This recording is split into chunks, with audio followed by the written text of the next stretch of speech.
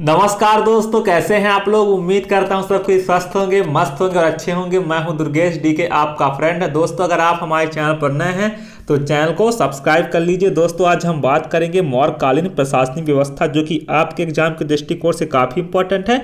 तो आप लोग प्लीज़ इसे नोट कर लीजिएगा। दोस्तों, मौर्यकालीन प्रशासनिक व्यवस्था जो कि एक बहुत ही इंपॉर्टेंट टॉपिक है आपके एग्जाम के लिए। केंद्रीय प्रशासन।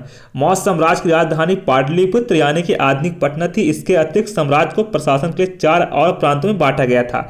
पूर्वी भाग की राजधानी तौसाली थी, जो दक्षिण भाग की सुवर्णगिरी। इसी प्रकार उत्तरी तथा पश्चिमी भाग की राजधानी क्रमशः तक्षशिला और उज्जैन थी। इसके अतिरिक्त समापा, इस्ला, कौसंबी भी महत्वपूर्ण नगर थे। राज्य के प्रांतपालों के कुमार होते थे, जो स्थानीय प्रांत के शासक थे। कुमार की मदद के लिए हर प्रांत में एक मंत्री परिषद और महापात्र होते थे। प्रांत आगे जिलों में बांटे होते थे। प्रत्येक जिला गांव के समूहों में बांटा होता था। प्रादेशिक जिला प्रशासन का प्रधान होता था। रज्जुक जमीन को मापने का काम करता था। जिला प्रशासन की सबसे छोटी इकाई गांव थी, जिसका प्रधान ग्रामिक कहलाता था। क्या कहलाता था? ग्रामिक कहलाता था। आप सब जानते हैं मौर्य साम्राज्य की राजधानी पाटलिपुत्र थी। इसके अतिरिक्त साम्राज्य को प्रशासन के लिए 4 और प्रांतों में बांटा गया था।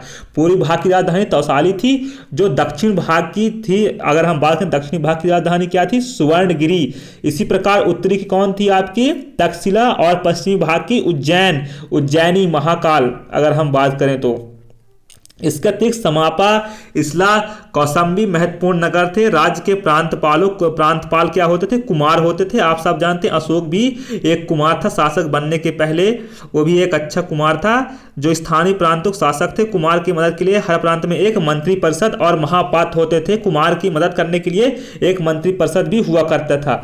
कौटिल्य ने अर्थशास्त्र में नगरों के प्रशासन के बारे में एक पूरा अध्याय लिखा है। विद्वानों का कहना है कि उस समय पाटलिपुत्र अन्य नगरों का प्रशासन इस सिद्धांत के अनुरूप ही रहा होगा। मेगास्थनीज ने पाटलिपुत्र का प्रशासन का वर्णन किया है। उसके अनुसार पाटलिपुत्र नगर शासन का एक नगर परिषद द्वारा किया जाता था, जिसमें 30 सदस्य थे। कौन थे? 30 सदस्य होते थे। और ये 30 सदस्य 5-5 सदस्यों वाली 6 समितियों में बटे होते थे। प्रत्येक समिति का कुछ निश्चित काम होता था। पहली समिति का काम औद्योगिक तथा कलात्मक उत्पादन से संबंधित था, और इसका काम वेतन निर्धारित करना और मिलावट रोकना भी था। दूसरी समिति पाटलिपुत्र से बाहर आने वाले लोगों को, खासकर विदेशियों के मामले की देखरेख करती थी। तीसरी समिति का ताल्लुक जन्म और मृत्यु के पंजीकरण से था। चौथी समिति व्यापार तथा वाणिज्य का विनिमय करती थी, और इसका काम निर्मित माल की बिक्री और पन्न पर नजर रखना था। पांचवी माल के विनिर्माण पर नजर रखती थी। जो छठी का काम का छठा जो समिति थी, उसका कार्य क्या था? कर वसूल करना था।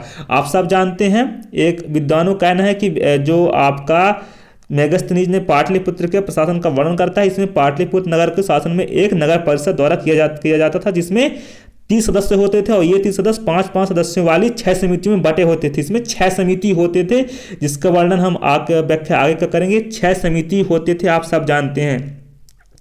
पहले क्या काम होता? औद्योगिक और कलात्मक उत्पादन से था। दूसरा काम क्या होता था? समिति पाटलिपुत्र में बाहर से आने वाले खासकर विदेशियों को देखरेख करने वाली थी। जो कि आपका जो विदेशी जो बाहर से आते थे, जैसे वर्तमान में अभी आते हैं, जैसे कोरोना का टाइम चल रहा है ना, उसी तरह का भी लोग देख रेख करते थे। विदेशी से सतर्क रहते थे, कौन से विदेशी कब आ रहे हैं। और तीसरी समिति का जन्म और मृत्यु का पंजीकरण करता था। और चौथा व्यापार था और वाणिज्य। और पांचवें उनका क्या करता था? बिक्री और पन्न पर नजर रखता था। और छठा काम का जो कर वसूल किया करता था। नगर परिषद के द्वारा जन कल्याण के कार्य करने के लिए विभिन्न प्रकार के अधिकारी भी नियुक्त किए जाते थे, जैसे सड़कों, बाजारों, चिकित्सालयों, देवालयों, शिक्षा संस्थाओं, जल आपूर्ति, बंदरगाहों की मरम्मत और रख रखाव काम करना होता था। नगर का प्रमुख अधिकारी नागरिक कहलाता था। कौटिल्य ने नगर प्रशासन में कई विभागों का उल्लेख किया है, जो नगर के कई क्रियाकलापों को नियमित करते थे, जैसे लेखा, राजस्व विभाग, खान तथा खनिज विभाग, रथ विभाग, सीमा शुल्क और कर विभाग। जो आपके विभाग थे, लेखा विभाग था, राजस्व विभाग था, खान विभाग, खनिज विभाग, रथ विभाग और आपका सीमा शुल्क और कर विभाग, जिनका नियंत्रित किया जाता था उनके द्वारा। और ये लोग इनकी देखरेख करते थे, और डेली इनका काम होता था कि उन कार्यों को लोग अच्छे से किया करते थे। आप सब जानते हैं, नगर परिषद के द्वारा जन कल्याण कार्य करने के लिए विभिन्न प्रकार के अधिकारी भी होते थे, जिनके अधिकारी नियुक्त किए जाते थे। और इनका कार्य क्या था? उन सारे कामों को देख रेख करना था। काम सही से चल रहा है कि नहीं चल रहा है, कोई कार्य पेंडिंग में तो नहीं है, ये सारी चीजें गतिविधियां हुआ करती थी। मौर्य साम्राज्य के समय एक और बात जो भारत में अभूतपूर्व थी, जो थी मौर्यों का गुप्तचर जाल।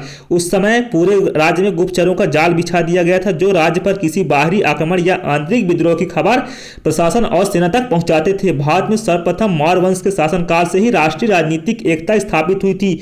मौर्य प्रशासन में सत्ता का सुदृढ़ केंद्रीकरण, परंतु राजा निरंकुश नहीं होता था। मौर्य काल में गणतंत्र का ह्रास हुआ, सत्ता का सुदृढ़ केंद्रीकरण, परंतु राजा निरंकुश नहीं होता था। मौर्य काल में गणतंत्र का ह्रास हुआ था और अर्थतंत्रात्मक व्यवस्था हुई थी। कौटिल्य ने राज सप्तांग का सिद्धांत निर्दिष्ट किया था, जिनके आधार पर मौर्य प्रशासन और उसकी गृह और विदेश नीति संचालित होती थी। राजा, अमात्य, जनपद, दुर्ग, कोष, सेना और मित्र हुआ करते थे। आपके राजा, अमात्य, जनपद, दुर्ग, कोष, सेना और मित्र हुआ करते थे, जो आपके सप्तांग सिद्धांत के अंतर्गत आते हैं। तो इसमें राजा हो गया, अमात्य हो गया, जनपद हो गया, दुर्ग हो गया, कोष हो गया, सेना हो गया और मित्र हो गया।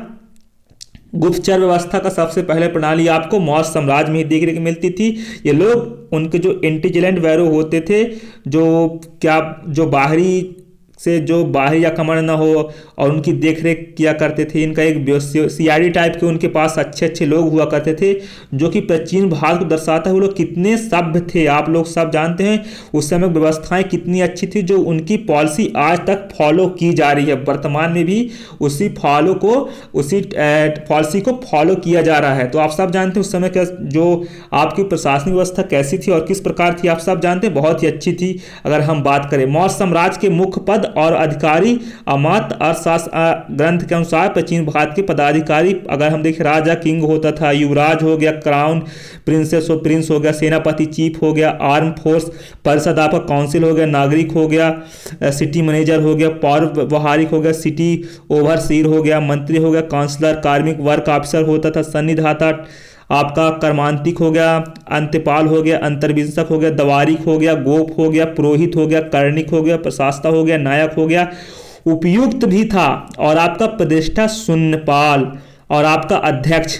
अगर हम बात करें, आपका राजा होता था, युवराज होते थे, नागरिक सेनापति होते थे, परिषद होते थे, नागरिक मंत्री, कार्मिक, सन्निधाता, कर्मांतरिक, अंतपाल, आपका अंतर्विंशक, दवारिक, गोप, पुरोहित, आपका कर्णिक हो गया, और आपका प्रशास्ता हो गया, नायक हो गया, और उपयुक्त हो गया, प्रतिष्ठा हो गया, शून्यपाल हो गया। इनके अंतर्गत पूरा प्रशासनिक व्यवस्था होती थी और ये लोग पूरे प्रशासन को देख रेख किया करते थे।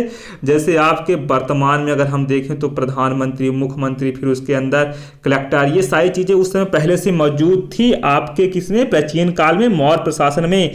प्रांतीय प्रशासन की अगर हम बात करें, चंद्रगुप्त मौर्य के शासन संचालन कि सुचारू रूप से चलाने के लिए 4 प्रांतों में विभाजित कर दिया गया, जिन्हें चक्र कहा जाता था। इन प्रांतों का शासन सम्राट के प्रतिनिधि द्वारा संचालित होता था। सम्राट अशोक काल में प्रांतों की संख्या 5 हो गई, और ये प्रांत थे आपके प्राची मध्य प्रदेश, पाटलिपुत्र, आपका उत्तरापथ, आपका तक्षशिला, दक्षिणापथ सुवर्णगिरी, आपका अवंती राष्ट्र उज्जैनी, और कलिंग हो गया तोसाली। अगर हम देखें मध्य देश प्राची, प्रांत चक्रों का प्रशासन राजवंशी कुमार आर्यपुत्र नामक पदाधिकारियों द्वारा होते थे। जो राजाओं के पुत्र होते थे उन्हीं को प्रांतों में बांट दिया जाता था। ये लोग प्रांतों की देखरेख किया करते थे। कुमाराभास की सहायता के लिए प्रत्येक प्रांत में महापात्र नामक अधिकारी होते थे। शीर्ष पर साम्राज्य के केंद्रीय प्रभाग, तत्पश्चात प्रांत आहार यानी विषय में विभक्त था। ग्राम पंचायत की निम्न निकाय 1000 ग्राम के समूह को संग्रहण कहा जाता था। 1000 ग्राम के समूह को क्या कहा जाता था? संग्रहण कहा जाता था। आप एग्जाम अगर पूछ सकता है तो संग्रहण ग्राम के इकाई को कहा जाता था। 100 ग्राम के समूह को, 100 ग्राम है यहाँ पर, आहार विषयपति के अधीन होता था। जिले के प्रशासनिक अधिकारी स्थानिक होता था। जो जिले का प्रशासनिक अधिकारी होता था, जो वर्तमान में कलेक्टर होती हैं, उनको स्थानिक कहा जाता था। गोप 10 गांव की व्यवस्था करता था। जो गोप होता था उसके अंडर में 10 गांव होते थे। आपका जो गोप होता था उसके अंडर में 10 गांव हुआ करते थे। अगर हम बात करें नगर प्रशासन, नगरस्थनीज के अनुसार मौर्य शासन की नगरीय प्रशासन 6 समिति में विभक्त था। आपका प्रथम समिति उद्योग शिल्प का निरीक्षण करता था। द्वितीय विदेशियों की देखरेख करता था। तृतीय आपका जनगणना करता था। जन्म मृत्यु हुआ जैसे 10 साल में जनगणना होता है ना वैसे, लेकिन वहाँ लगता है हिसाब से डेली हुआ करता रहा होगा। चतुर्थ समिति आपकी व्यापार वाणिज्य की व्यवस्था करती थी। पंचम समिति आपकी विक्रय की व्यवस्था करती थी और निरीक्षण किया करती थी। षष्ठ समिति जो आपकी 6वीं समिति थी वह कर वसूलने की व्यवस्था करती थी। राज्य को कर इकट्ठा करके दिया करती थी। कौन? आपका शासन समिति का कार्य था कर वसूलने की व्यवस्था था, नगर में अनुशासन बनाए रखने के लिए और अपराधों पर नियंत्रण रखने हेतु पुलिस व्यवस्था थी जिसे रक्षित कहा जाता था। जो वहां का पुलिस होते थे, पुलिस व्यवस्था को रक्षित कहा जाता था। यूनानी स्रोतों ज्ञात होता है कि नगर प्रशासन में 3 प्रकार के अधिकारी होते थे, एग्रोनोयोई यानी जिलाधिकारी, एंटीनोमाई यानी नगर आयुक्त और सैन्य अधिकारी। आप सब जानते हैं 6 समिति थी उस समय। प्रथम समिति में आपका उद्योग शिल्प का निरीक्षण करता था, द्वितीय समिति में विदेशियों की देखरेख करना था, तृतीय समिति में जनगणना होता था और चतुर्थ समिति में व्यापार वाणिज्य की व्यवस्था होती थी और पंचम समिति में विक्रय की व्यवस्था होती थी और निरीक्षण, और षष्ठ समिति में कर वसूलने की व्यवस्था की जाती थी। किसमें? आपका जो नगर प्रशासन के अंतर्गत 6 समिति होती थी। आप सब देख लिए होंगे। नगर अनुशासन बनाए रखने के लिए, अपराधों पर नियंत्रण रखने के लिए पुलिस व्यवस्था थी जिसे रक्षित कहा जाता था।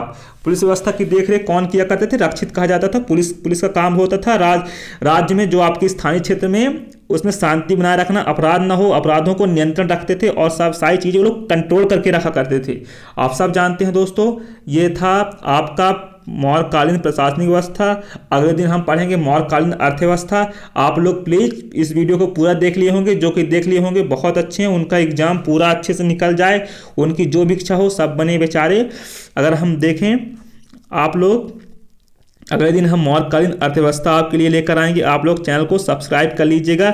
ये सारी चीज़ें थी मौर्य शासन में। दोस्तों उम्मीद करता हूँ वीडियो आपको पसंद आई होगी। मिलते हैं हम आपको नई वीडियो पर। टेक केयर, जय हिंद, जय भारत। आप अपना ख्याल रखिए, घर में रहिए, स्वस्थ रहिए, अच्छे से रखिए, अपनी फैमिली का ध्यान रखिए। जय हिंद, जय भारत।